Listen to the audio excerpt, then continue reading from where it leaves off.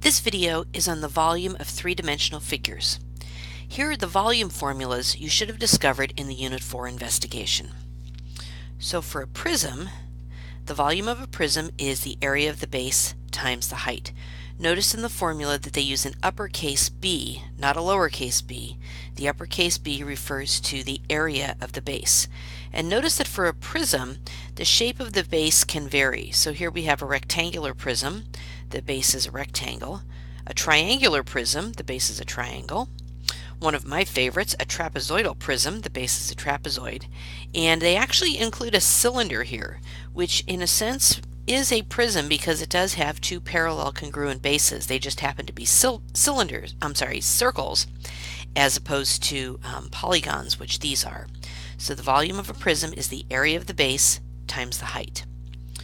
For a pyramid, the volume is 1/3 of the area of the base times the height.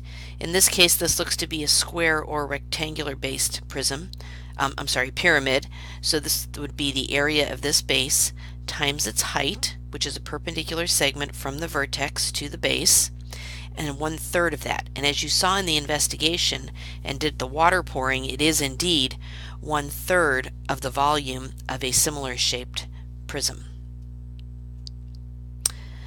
Volume of a cylinder is pi times the radius squared times the height. Notice that pi times the radius squared is the area of this circle, so it's basically a prism. It's the area of the base times the height, where the base is a circle. So volume is equal to pi r squared h. Volume of a cone is 1/3 of that, 1/3 pi times the radius squared times the height.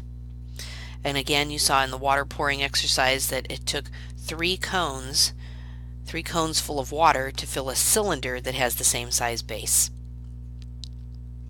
And the volume of a sphere is 4/3 pi times the radius cubed. So these are some volume formulas that you should be familiar with. Make sure that you have them in your notebook.